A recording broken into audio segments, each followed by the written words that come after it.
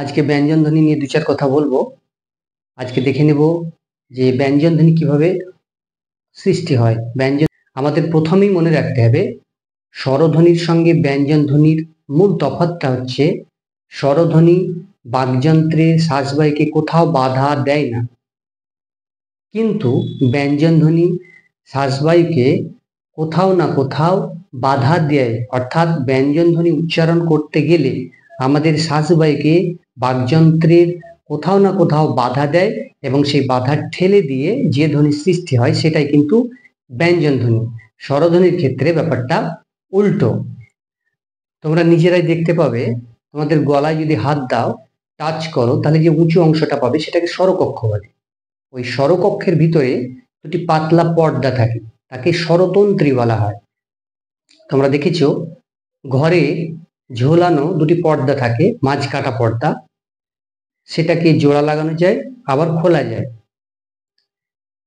ঠিক অনুরূপভাবে আমাদের স্বরকক্ষে যে দুটি পর্দা আছে বললাম, সেই স্বরতন্ত্রী, সেটা কিন্তু ওই ঝোলানো অবস্থায় নেই, ওই মাঝ কাটা বরাবর আনুভূমিকভাবে শুয়ে আছে এবং ফুসফুস থেকে যখন শ্বাসবায়ু যায়, প্রত্যেকটা ধ্বনি উচ্চারণ করতে আমাদের ফুসফুস থেকে শ্বাসবায়ু লাগে, ফুসফুস পাম্প করে হাওয়া বেরিয়ে যায় এবং ধ্বনি বা ব্যঞ্জন ধ্বনি বা স্বরধ্বনি উচ্চারিত হয়। তাহলে শ্বাসবায়ু যখন বেরিয়ে যায় তখন স্বরতন্ত্রের মধ্য দিয়ে যায় এবং স্বরতন্ত্রী যেহেতু পাতলা পর্দা, সেই পাতলা পর্দা দুটো কাঁপতে থাকে। এরপরে সেই শ্বাসবায়ু বেরিয়ে গিয়ে মুখের আর মুখগহ্বরের মুখবিবরের আর কোথাও কোনো বাকযন্ত্রে শ্বাস বাধা দেয় না, সেই শ্বাসবায়ুকে বাধা দেয় না এবং যে ধ্বনি উচ্চারিত হয় সেটা স্বরধ্বনি। অনুরূপভাবে এর বিপরীত প্রক্রিয়াটাও কিন্তু ঘটে, অর্থাৎ ব্যঞ্জন ধ্বনি ওই একইভাবে ফুসফুস থেকে শ্বাসবায়ু বেরিয়ে আসে, স্বরতন্ত্রের মধ্য দিয়ে যায়, স্বরতন্ত্রী কেঁপে দেওয়ার পরে কম্পনের ফলে সেই শ্বাসবায়ুকে বাকযন্ত্রে কোথাও না কোথাও বাধা দেয় এবং সেই বাধাটাকে শ্বাসবায়ু ঠেলে সরিয়ে দেয়, নিয়ে যে ধ্বনিটা উচ্চারণ হয় সেটি ব্যঞ্জন। অর্থাৎ প্রত্যেকটি ব্যঞ্জন ধ্বনি বাধাজাত আর প্রত্যেকটি স্বর বাধাহীন। এবার আমরা দেখে নিব কোথায় কোথায় কিভাবে বাধা দেয়। কিছু কিছু ব্যঞ্জন ধ্বনি উচ্চারণ করতে গেলে আমাদের শ্বাসবায়ু পূর্ণ বাধা দেয়, তাকে পূর্ণ বাধাজাত ব্যঞ্জন ধ্বনি বলা হয়। আবার কিছু কিছু ব্যঞ্জন ধ্বনিকে উচ্চারণ করতে গেলে আংশিক বাধা দেয়, তাকে আংশিক ব্যঞ্জন ধ্বনি বলা হয়। যেমন ছোট্ট একটা উদাহরণের সাহায্যে তোমাদের বিষয়টা বলি।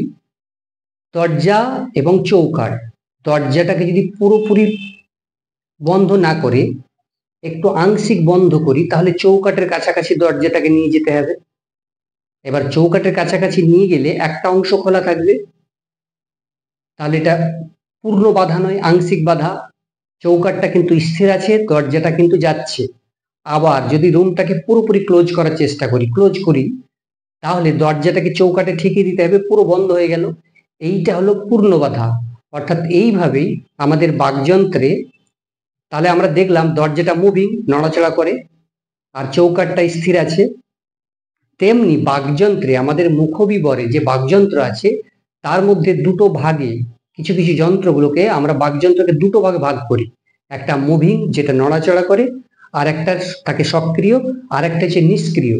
সক্রিয় কি, দরজা যেমন নড়াচড়া করে তেমনি আমাদের দুটো অঙ্গ নড়াচড়া করে, জিভ আর নিচের ঠোঁট। আর চৌকাঠের মতো যেটা স্থির আছে, নড়ে না চড়ে না, সেটা হচ্ছে মূর্ধা, তালু, কণ্ঠ, তারপরে দন্তমূল প্রভৃতি। এবার যখন আমাদের পূর্ণ বাধা দেয়, অর্থাৎ দরজাটাকে যেমন ক্লোজ করা হয়, চৌকাঠে পুরো লাগিয়ে দেওয়া হয়, তখন পূর্ণ বাধা। ওই সময় যে ধ্বনিগুলি উচ্চারিত হয়, অর্থাৎ যে ব্যঞ্জনগুলি উচ্চারণ করা হয়, তাদেরকে বলা হয় স্পর্শ ব্যঞ্জন। এরা 25টি, ক থেকে ম পর্যন্ত, আমি বোর্ডে লিখেছি, ক থেকে ম পর্যন্ত টোটাল 25টি। এরা পূর্ণ বাধাজাত।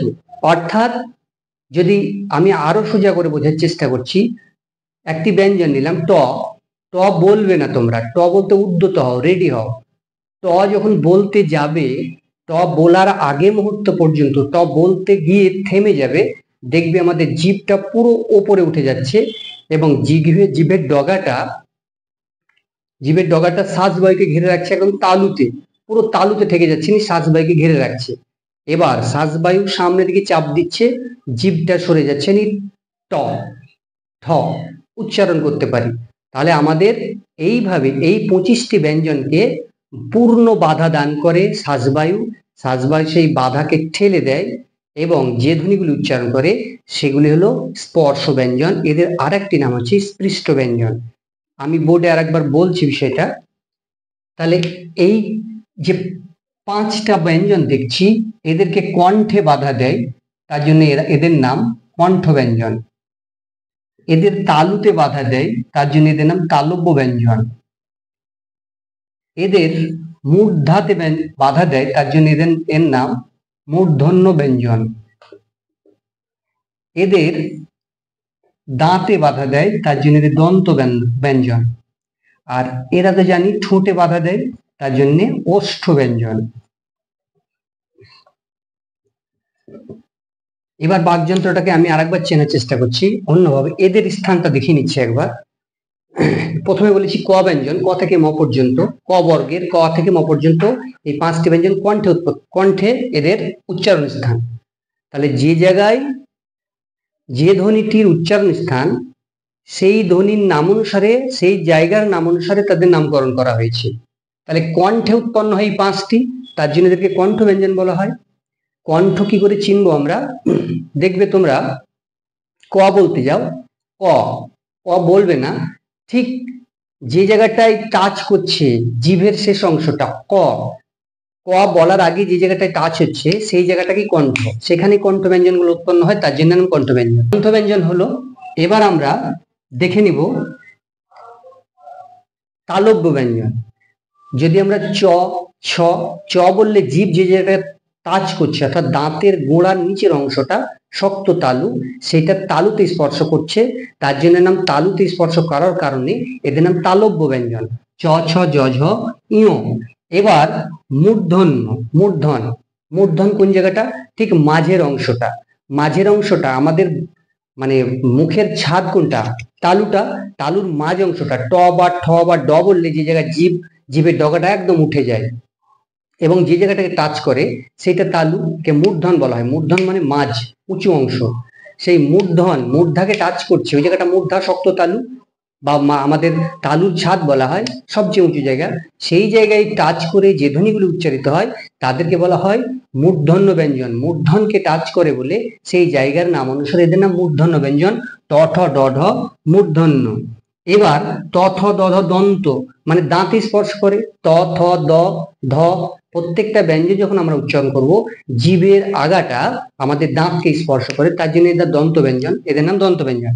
আবার প ফ ব বললে আমরা সবাই জানি প ফ অর্থাৎ ওষ্ঠ অধর দুটো ঠোঁটকে, বাতাসটাকে আমাদের বাধা দেয় এবং বাতাস ছেড়ে দিয়ে এই ধ্বনিগুলি সৃষ্টি হয়। অর্থাৎ আমরা দেখলাম এদের উচ্চারণ স্থান অনুযায়ী এদের প্রত্যেকটা নামকরণ। এই 25টি ব্যঞ্জনকে বলা হয় স্পর্শ বর্ণ, স্পর্শ ব্যঞ্জন, স্পর্শ ব্যঞ্জন বা স্পৃষ্ট ব্যঞ্জন, স্পৃষ্ট, এদের স্পৃষ্ট ব্যঞ্জন বলা হয় অন্য নাম। তাহলে এই 25টি বর্ণ ক থেকে ম পর্যন্ত এদেরকে বলা হয় স্পর্শ ব্যঞ্জন বা স্পৃষ্ট ব্যঞ্জন। এরা পূর্ণ বাধাজাত। আজ এই পর্যন্তই, ধন্যবাদ।